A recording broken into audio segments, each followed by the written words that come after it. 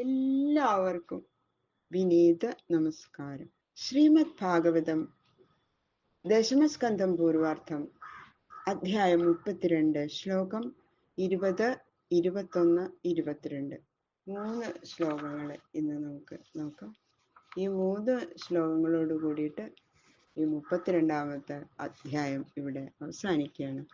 ഭഗവാൻ അവർക്ക് വേണ്ട വിധത്തിൽ ഉപദേശങ്ങൾ കൊടുക്കണം. ഗോപസ്ത്രീകൾക്ക് കോമളം കൂജയൻ വേണു ശ്യാമളോയം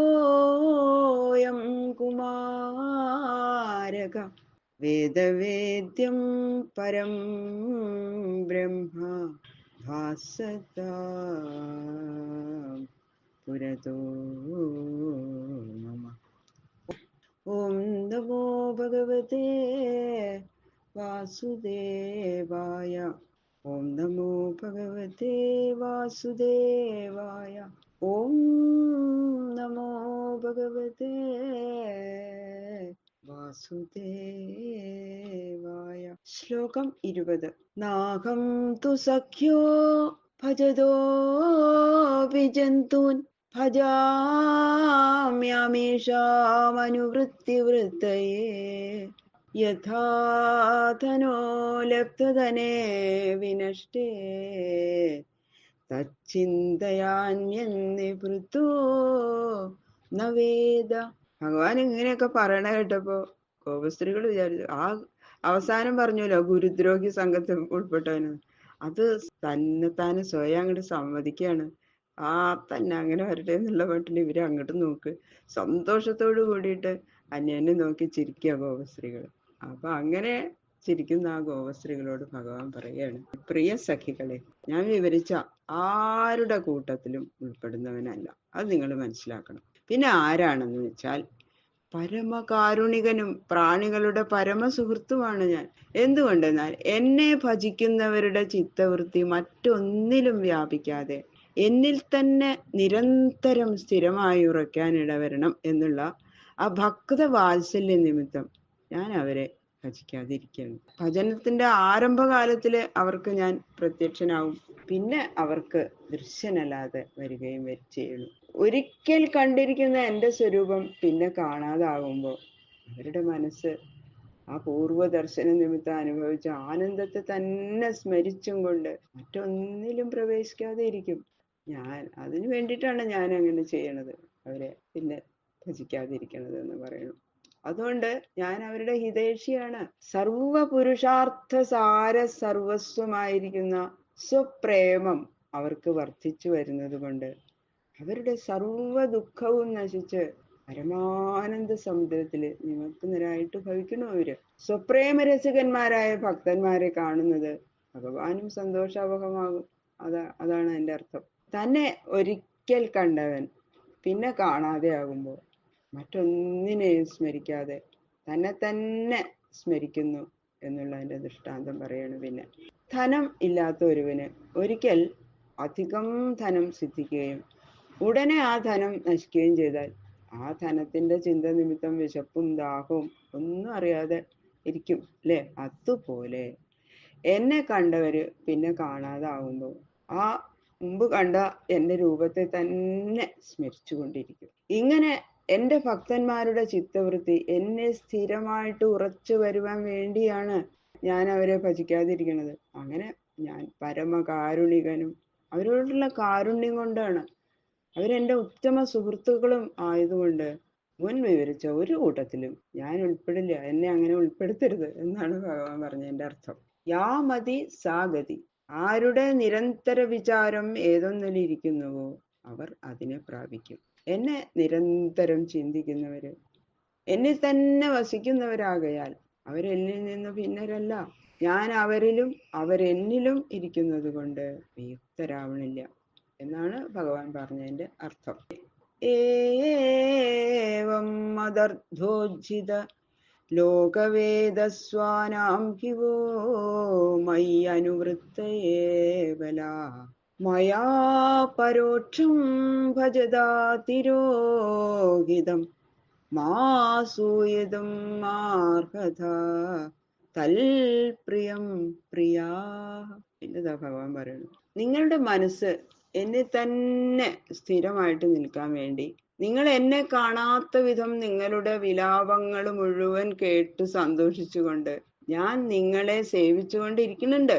എങ്കിലും നിങ്ങളുടെ ദൃഷ്ടിയിൽ നിന്നും അറിഞ്ഞിരുന്നത് നിങ്ങളുടെ സ്നേഹാതിശയത്തെ കണ്ട് ആനന്ദിക്കാൻ വേണ്ടിയിട്ടാണ്. നിങ്ങളില് അത്ര കാരുണ്യം ഉണ്ടായത് എന്തുകൊണ്ടാണെന്നറിയോ? നിങ്ങൾക്ക് എന്നെ പ്രാപിക്കുന്നതിൽ അത്യൗത്സുക്യം നിങ്ങൾക്കുണ്ടായിരുന്നത് കൊണ്ടാണ്. ലോകത്തെയും വേദത്തെയും ബന്ധുക്കളെയും നിങ്ങൾ ഉപേക്ഷിച്ചു അല്ലെ? ശാസ്ത്രപ്രകാരം ഇന്നതേ പ്രവർത്തിക്കാവൂ, ഇന്നതേ പ്രവർത്തിച്ചുകൂടാ എന്നുള്ള ആ യുക്തായുക്ത വിചാരമൊന്നും നിങ്ങൾക്ക് അപ്പം ഉണ്ടായില്ലല്ലോ. വേദോക്ത പ്രകാരമുള്ള ധർമാധർമ്മ വിചാരത്തെയും തൻ്റെ ബന്ധുക്കളെയും ഒക്കെ നിങ്ങൾ ഉപേക്ഷിച്ച് സർവോപരിഷ്ടമായി എന്നെ സ്നേഹിക്കുന്ന നിങ്ങളിൽ, പരമപ്രീതിയുക്തനായ എന്നിൽ ദോഷദർശനം നിങ്ങൾക്കുണ്ടാവരുത്. എന്നെ നിങ്ങളത് തെറ്റിദ്ധരിക്കരുത്. സർവധർമാൻ പരിത്യജ്യ മാമേകം ശരണം വ്രജ എന്നുള്ള ഭഗവാന്റെ ഉപദേശം അനുസരിച്ച് ഭജിച്ച ഗോപികളില് ഭഗവാൻ പ്രീതനായി. അതാണ് ഭഗവാൻ പറഞ്ഞതിന്റെ സാരം അല്ലെ? അതുകൊണ്ട് ലോകനിന്ദതയും വേദോക്ത ധർമാധർമ്മങ്ങളെയും ബന്ധുവർഗത്തെയും ഗണിക്കാതിരിക്കത്തക്ക വിധം ശ്രീകൃഷ്ണനിൽ പരാനുരക്തി ഗോപികൾക്കുണ്ടായിരുന്നതിൽ സംശയത്തിന് അവകാശമില്ല. അങ്ങനെയാണ് അവര് ഭഗവാനെ സ്നേഹിച്ചത്. ഒന്നും നോക്കിയില്ല മറ്റുള്ളവരെന്ത് പറയുന്നു, വേദങ്ങളിൽ പറഞ്ഞു. അവർക്ക് അതൊന്നും ഒരു പ്രശ്നമല്ല. ഞങ്ങൾക്ക് ഭഗവാൻ വേണം, വേറെ ഒന്നും. എല്ലാം എല്ലാവർക്കും ശ്രീകൃഷ്ണ ഭഗവാൻ. ഗുണങ്ങളെ അതിക്രമിച്ചിരിക്കുന്ന സച്ചിദാനന്ദ സ്വരൂപനിൽ നിരതിശയ പ്രേമലക്ഷണയായ പരാനുരാഗം ഉള്ളവർക്ക് ആ ത്രിഗുണങ്ങളെ പ്രതിപാദിക്കുന്ന വേദശാസ്ത്രങ്ങളുടെ അതിർത്തിക്കുള്ളിലൊന്നും നിൽക്കാൻ കഴിയില്ല. നിൽക്കേണ്ട ആവശ്യവും അവർക്കില്ല. ശാസ്ത്ര നിബന്ധനകളെല്ലാം ശ്രീ ഭഗവത്പാദാരവിന്ദത്തിൽ ദൃഢഭക്തി ഉണ്ടാവാൻ തന്നെയാണ്. അത് വേണ്ടിട്ടാ ശാസ്ത്ര നിബന്ധനകളെല്ലാം ശ്രീ ഭഗവത്പാദാരവിന്ദത്തിൽ ദൃഢഭക്തി ഉണ്ടാവാൻ തക്ക വിധം അന്ധക്കരണ പരിശുദ്ധിക്ക് വേണ്ടി നിശ്ചയിക്കപ്പെട്ട സാധനങ്ങളാണ്. അപ്പൊ ഈ സിദ്ധകളായ ഗോപികൾക്ക്, സിദ്ധന്മാർക്കൊന്നും സാധനങ്ങൾ ആവശ്യമില്ലെന്ന് ധരിക്കണം. അതുപോലെ തന്നെയാണ് ഗോപികളും. അവര് സിദ്ധകളാണ്. അവർക്ക് സാധനങ്ങളൊന്നും ചെയ്യേണ്ട ആവശ്യമില്ല. രണ്ടാമത് ഉണ്ടാവാത്ത വിധം രോഗബീജം നശിച്ചു. പിന്നെ ഔഷധ സേവ ചെയ്യേണ്ട ആവശ്യമുണ്ടോ? ഭക്ഷണ പദാർത്ഥം വേണ്ടതുപോലെ വെന്ത് കഴിഞ്ഞു പിന്നെ തീ കത്തിക്കേണ്ട ആവശ്യമുണ്ടോ? അതുപോലെയാണ് ഗോപസ്ത്രീകൾക്ക് സാധനങ്ങളൊന്നും ചെയ്യേണ്ട ആവശ്യമില്ല. അവര് അതില് ആ ഉന്നത സിദ്ധന്മാരുടെ പോലെ ആ ഉന്നത നിലയിൽ അവരെത്തിക്കഴിഞ്ഞു. അവരുടെ ഭക്തി വേറെ ഒന്നും അവർക്ക് ആവശ്യമില്ല. നപാരയേകം നിരവധ്യ സംയുജാം സ്വസാധുകൃത്യം വിബുധായുഷാഭിവ യാമാഭജൻ ദുർജരഗേഹ ശൃംഖല സംവൃശ്ച തദ്വ പ്രതിയാതു സാധുന. ഭഗവാൻ പറയണു പിന്നെ അതെല്ലാം ഇരിക്കട്ടെ, ഞാൻ പറയണ പരമാർത്ഥം നിങ്ങൾ കേട്ടോളൂ എന്ന് പറഞ്ഞിട്ട് ഇതാ ഭഗവാൻ ഉപസംഹരിക്കുകയാണ് അദ്ദേഹത്തിന്റെ വാക്കുകൾ. കാമുകികളുടെ നിലയിൽ സ്നേഹിച്ചിരിക്കുന്നു എന്ന് ബാഹ്യദൃഷ്ടി മാത്രമുള്ളവർ വിചാരിക്കും നിങ്ങളെ പറ്റി. എങ്കിലും നിർമ്മലമായ പ്രേമത്തോടു കൂടി നിങ്ങൾ എന്നോട് ചേർന്നിരിക്കുന്നത് കൊണ്ട് നിങ്ങളുടെ സംയോഗം ദോഷലേശമില്ലാത്തതാണ്. ഭഗവാൻ അത് മനസ്സിലാക്കി. ഇങ്ങനെയുള്ള ഭജനത്തിന് ഉചിതമായ പ്രത്യുപകാര കൃത്യം വളരെ കാലം കൊണ്ടും ചെയ്യാൻ ഞാൻ അശക്തനായിരിക്കുന്നതിനാൽ നിങ്ങൾക്ക് ഇതിനു വേണ്ടിയുള്ള പ്രത്യുപകാരം ചെയ്യാൻ ഞാൻ അശക്തനാണ് എന്ന് പറയുന്നു ഭഗവാൻ. അതുകൊണ്ട് ഞാൻ നിങ്ങൾക്ക് എപ്പോഴും കടപ്പെട്ടവനായിട്ട് തന്നെ ഇരിക്കണം. എന്തുകൊണ്ടെന്നാൽ കുലസ്ത്രീകളുടെ നിലയിൽ അനുഷ്ഠിക്കേണ്ടതും ഇഹലോകത്തിലും പരലോകത്തിലും സുഖഹേതുക്കളുമായ ലോകധർമ്മ മര്യാദകളാവുന്ന ചെങ്ങലകളെ ഇങ്ങനെ പൊട്ടിച്ചു കളഞ്ഞ് നിർവ്യാജമായി ഭജിക്കാൻ നിങ്ങൾക്ക് സാധിച്ചത് പരമഭാഗ്യമാണ്. അത് ഇഹ പര ഫല ഭോഗകാംക്ഷ ഒന്നും ലേശമില്ലാതെ ഭജിച്ചു എന്ന് അതാണ് ഭഗവാൻ ഉദ്ദേശിക്കുന്നത്. ഗോപസ്ത്രീകൾ ഈ സൽക്കർമ്മത്തിന് പ്രത്യുപകാരം ഈ സാധുകൃത്യം തന്നെ ചെയ്യട്ടെ. ഇതിന് പ്രത്യുപകാരം ചെയ്യണമെങ്കിൽ നിങ്ങൾ എല്ലാം ഉപേക്ഷിച്ച് എന്നെ ഭജിച്ചതുപോലെ ഞാനും മറ്റുള്ള വിചാരങ്ങളെല്ലാം ഉപേക്ഷിച്ച് നിങ്ങളെ ഭജിക്കണം. പക്ഷെ അത് എനിക്ക് സാധ്യമല്ല. എന്തുകൊണ്ടെന്നാൽ എന്നെ ഭജിക്കുന്നവരെയൊക്കെ ഭജിക്കേണ്ടത് എന്റെ ധർമ്മല്ലേ. അപ്പൊ നിങ്ങളിൽ മാത്രം മനസ്സിരുത്താൻ സാധ്യമല്ല. അതാണ് ഭഗവാൻ പറയുന്നത്. നിശ്ചലമായ ഈ ഭജനം നിങ്ങൾക്ക് മത്സായുജ്യത്തെ നൽകുന്നതാകയാൽ ഈ ഭജനത്തിന്റെ പ്രതിഫലം ഈ ഭജനം തന്നെ നൽകുന്നത് കൊണ്ട് എന്റെ കടം തീരുന്നതല്ലാതെ ഞാൻ തീർത്തിട്ട് തീരേണ്ടതല്ലെന്നും അതാണ് ഭഗവാൻ പറഞ്ഞതിന്റെ അർത്ഥം. അപ്പൊ നിങ്ങൾ ചെയ്തതിന്റെ ഫലം, അതിന്റെ ആ ഗുണം നിങ്ങൾക്ക് കിട്ടും. ഞാൻ നിങ്ങൾക്കൊന്നും ചെയ്യേണ്ടതില്ല. നിങ്ങളുടെ പ്രവൃത്തി സഫലമായി ഭവിച്ചിരിക്കണു. അതാണ് ഭഗവാൻ പറഞ്ഞതിൻ്റെ അർത്ഥം. ധർമാധർമ്മ ഭാവനകളൊക്കെ ലോകസുഖങ്ങളെ ആഗ്രഹിക്കുന്നവർക്ക് ഉണ്ടാകുന്നവയാണ്. ഇഹത്തിലും പരത്തിലുമുള്ള വിഷയസുഖങ്ങളിൽ കാംക്ഷ ലേശം കൂടാതെ ഭഗവാനെ ഭജിക്കുന്നവർക്ക് ധർമാധർമ്മ വിചാരമൊന്നും ഉണ്ടാവില്ല. ഈശ്വരനെ ഭജിക്കുക എന്നുള്ള ഒരൊറ്റ വിചാരമല്ലാതെ യുക്ത അയുക്ത വിചാരങ്ങൾ ഉള്ള പ്രവൃത്തികളൊന്നും അവർക്ക് ഉണ്ടാവില്ല. അത് ഭക്തിയുടെ ഉത്കൃഷ്ട നിലയാണ്. എന്നാൽ ഭജിക്കാൻ ആരംഭിക്കുമ്പോൾ തന്നെ അധർമ്മ വിചാരം കൂടാതെ തോന്നിയതൊക്കെ പ്രവർത്തിക്കുകയും പറയുകയും ചെയ്യണത് ഭക്തിയാണെന്ന് വിചാരിച്ചു പുറപ്പെട്ട അധപ്പതനം തന്നെയാണ് ഫലം. അതും മറക്കാണ്ടിരിക്കണം. തങ്ങളെ പോലെ തന്നെ മറ്റുള്ളവരെല്ലാം എന്ന് വിചാരിക്കുന്ന വിഷയതൽപരന്മാർക്കുണ്ടാകുന്ന ആ ഗോപികളെ കുറിച്ചുള്ള ദോഷശങ്ക അസ്ഥാനത്താണെന്ന് ഭഗവാൻ തന്നെ സ്പഷ്ടമാക്കി പറഞ്ഞിരിക്കുന്നു. അപ്പൊ അതിനധികം വിസ്തരിക്കേണ്ട കാര്യമില്ലല്ലോ. അങ്ങനെ ഗോപസ്ത്രീകളെ അങ്ങനെ വേണ്ട വിധം രമിപ്പിക്കണു, വേണ്ട ഉപദേശങ്ങൾ കൊടുത്ത് ഭഗവാൻ.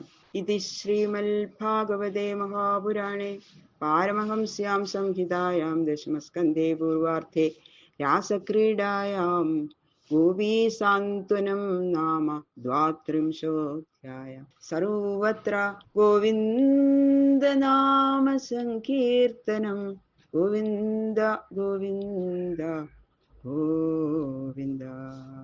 ഈ 32ാമത്തെ അധ്യായം ഭഗവാന്റെ ശ്രീപാദങ്ങളിൽ സമർപ്പിക്കണം.